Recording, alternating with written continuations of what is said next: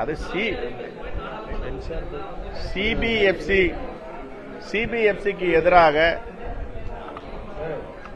BJP அரசு, மோடி அரசு தொடர்ந்து சிபிஐ, அமலாக்கத்துறை, இடி, ஐடி போன்றவை பயன்படுத்தி வந்தார்கள். தேர்தல் ஆணையத்தை பயன்படுத்தினார்கள். இப்பொழுது புதிதாக சென்சார் போர்டையும் பயன்படுத்தி வருகிறார்கள்.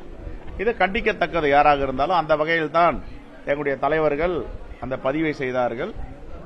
மாண்புமிகு முதலமைச்சரும் அதை கண்டித்து பதிவு செய்திருக்கிறார். எங்கெங்கெல்லாம் ஜனநாயகத்திற்கு ஆபத்து வருகிறதோ அங்கெல்லாம் காங்கிரஸ் பேரியக்கம் குரல் கொடுக்கும். இதில் அரசியல் எதுவும் இல்லை, அரசியல் ரீதியாக யாரும் செய்யவில்லை. இது பாஜக அரசை கண்டித்து இட்டிருக்கின்ற பதிவு.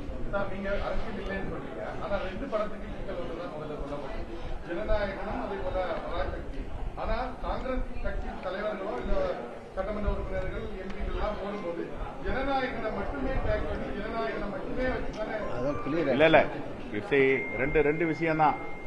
பராசக்திக்கு ஏற்கனவே யூ சான்றிதழ் வழங்கியாச்சு. யூஏ ஜனநாயகத்துக்கு கொடுக்கல. ஒரு சிங்கிள் நீதிபதி ஜட்ஜ் தனிநபர் அமர்வில் கொடுக்க வேண்டும் என்று ஒப்புதல் அளித்திருக்கிறார், தீர்ப்பளித்திருக்கிறார். 1 மணி நேரத்தில் சிபிஎஃப்சி மேல்முறையீடு செய்கிறது. அதுவும் பிரச்சனை இல்லை, அவருடைய துறை. துஷார் மேத்தா அவர்கள் உடனே இதற்கு ஆஜராகி அதுக்கு தடை விதிக்கிறார். 21 அதை பத்தி தான் பேசுறோம். இங்க ஜனநாயகம் இருக்கா அப்படின்னு. ஆகையால் இதில் அரசியலே கிடையாது. எங்கெங்கெல்லாம் குரல் வலை நசுக்கப்படுகிறதோ அங்க காங்கிரஸ் பேரியக்கம் குரல் கொடுக்கும். ஒரு நிமிஷம் அரசியல் அப்புறம் பேசுறேன். சினிமா இதை பத்தி சொல்லி அவர் ப்ரொடியூசர்.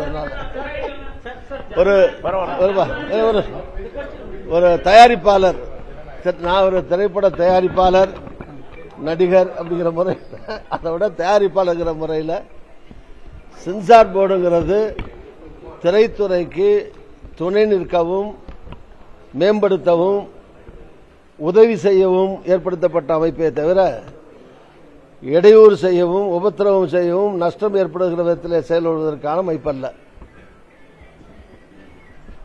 நீதிமன்றம் சர்டிபிகேட் கொடுத்த பிறகும் கூட அதுல சென்சார் போர்டு மேல்முறையீடு போறதுங்கிறது, ஹைகோர்ட்டுக்கு அப்பீல் போறதுங்கிறது உள்நோக்கத்தோடு கூடிய இடையூறு கொடுக்க, நஷ்டம் ஏற்படுத்த, அதற்காகவே செயல்படுவதற்கான அது நிலையாக அது கருதப்படுகிறது.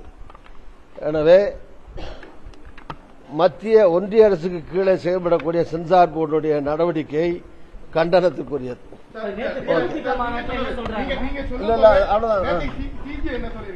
ஒரு படத்தை வெளியிடுறதுக்கு முன்னாடி சென்சார் வாங்கினதுக்கு அப்புறம் தானே அதை வியாபாரம் பண்ணணும். நீங்க சென்சாருக்கு அப்ளை பண்ணிட்டு சென்சார் நான் ஒரு தயாரிப்பாளர் சொல்றேன். யார் சொன்னா உங்களுக்கு சென்சார் போர்டு வந்து வியாபாரம் பண்ணணும்? பூஜை போடுற அன்னைக்கே வியாபாரம் பண்ணலாம். என் படம் நான் பூஜை போடுற அன்னைக்கே வித்துட்டேன் தமிழ்நாடு முழுதும். அதாங்க விற்கலாங்க. அதான் சென்சார் வந்த பிறகுதான் படம் ரிலீஸ் பண்ண முடியும். படம் வியாபாரம் பண்றது பூஜை பண்ற அன்னைக்கே வியாபாரம் பண்ணலாம். யார் பண்ணக்கூடாதுன்னு சொல்லுது? அப்படி இல்லைங்க. சினிமா பழக்கமே அதாங்க. அட்வான்ஸ் டிஸ்ட்ரிபியூட்டர்ஸ் அட்வான்ஸ் கொடுப்பாங்க. வியாபாரம் இல்லைங்க. நீங்க தயாரிப்பாளரா? படம் தயாரிப்பாளரா? நீதிபதி நீதிபதி கேட்டதெல்லாம் விடுங்க. நான் சொல்றது அல்லது நாங்க இப்ப சொல்ல வந்தது என்னன்னா, சென்சார் போர்டுங்கிறது உதவி பண்ணவே தவிர உபத்திரத்துக்கானதல்ல. அவ்வளவுதான் எங்க பாயிண்ட். தேமுதிக மாநாட்டில் விஜய் பிரபாகரன் சொல்றாரு என்னன்னா, காங்கிரசுடைய தூண்டில விஜய் சிக்காம இருக்கணும் அப்படின்னு அட்வைஸ் கொடுக்கிறாரு. ஏன்னா இப்போ சென்சார் போர்டு சம்பந்தமா காங்கிரஸ் பேரியக்கம் தம்பி பிரபாகரன் பேசியது கடலூரில். காங்கிரஸ் பேரியக்கம் எப்பொழுதும் கொல்லைப்புற அரசியல் செய்யாது, நேர்மையாக அரசியல் செய்யும், நேர்மையாக பேச்சுவார்த்தை நடத்தும். எங்களை பொறுத்தவரை அப்படி கொல்லைப்புற அரசியல் செய்வதோ தரகர வேலை செய்வதோ காங்கிரஸ் பேரியக்கத்தின் வேலை இல்லை. அது எந்த காலத்திலும் இல்லை, இனி வரும் காலங்களிலும் இருக்காது. அதை புரிபவர்கள் புரிந்து கொள்ள வேண்டும். எங்களை பொறுத்தவரை இந்தியா கூட்டணி தமிழ்நாட்டில் வலிமையாக இருக்கிறது. இதை எங்களுடைய தலைமை இந்தியா கூட்டணியோடு பேச்சுவார்த்தை நடத்துவதற்கு ஒரு குழு அமைத்திருக்கிறது. இந்த குழுவுடைய தலைவராக திரு கிரீஷ் சோடங்கர் இருக்கிறார்.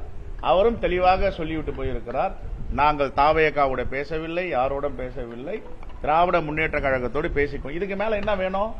இதுக்கு மேல என்ன ஆன்சர் வேணும்? இன்சார்ஜே சொல்லிட்டாரு, நான் சொல்லிட்டேன். எங்க 2 பேரை தவிர வேற யாரும் சொல்லணுமா? யாராவது எதனா அவங்க கருத்தை சொன்னாங்களா உடனே அதை மீடியால போட்டு பெருசா ஆக்கி பேனை பெருமாள் ஆக்கலாமா? நியாயமா இது? பேனை பெருமாள் ஆக்குறீங்க.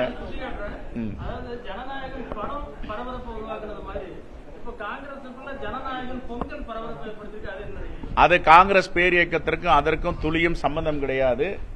அது போன்ற யாராவது நடத்தினால், கூட்டணியை பற்றியோ தொகுதி பங்கீடு பற்றியோ பேசினால் கண்டிப்பாக நாங்கள் நடவடிக்கை எடுப்போம்.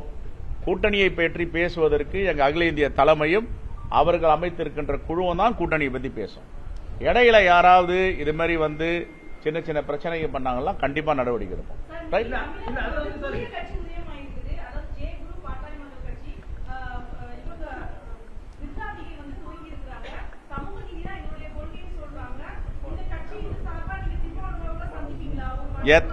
எத்தனை கட்சி வேணாலும் உருவாகலாம். அது ஜனநாயக நாடு, யார் வேணாலும் வரலாம், யார் வேணாலும் ஆரம்பிக்கலாம்.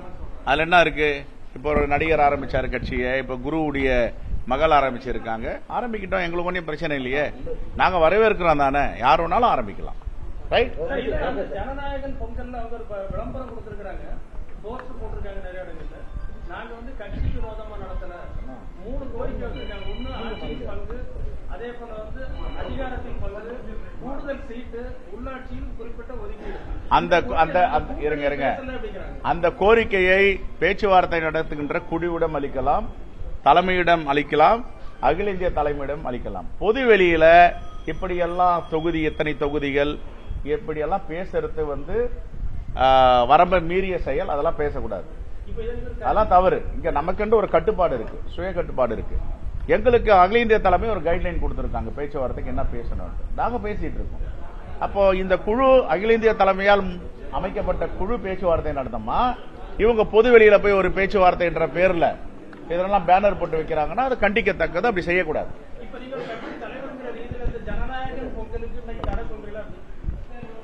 ஏங்க, யாரும் ஒன்னாலும் எது வேணாலும் செய்யலாங்க. கூட்டணியை பற்றி யாரும் பேச வேண்டாம், எதுக்கு அறிக்கை கொடுத்துட்டேன். கூட்டணியை பற்றி அகில இந்திய காங்கிரஸ் வழிகாட்டுதலில் நியமிக்கப்பட்ட குழு பேச்சுவார்த்தை, அங்கீகரிக்கப்பட்ட குழு. எல்லாருடைய கருத்தை எங்க சொல்லணும்? ஒரு 4 ரூம் அறைக்குள்ள இருக்கிற ரூம்ல சொல்லணும். இல்ல வந்து எழுத்துப்பூர்வமா கொடுக்கலாம், மெயில் அனுப்பலாம், கடிதம் அனுப்பலாம், நேரடியா போய் சொல்லலாம். பொது வெளியில சொல்றது வந்து இந்த பேச்சுவார்த்தையை சீர்குலைக்கும். அதெல்லாம் செய்யக்கூடாது. தேங்க்யூ.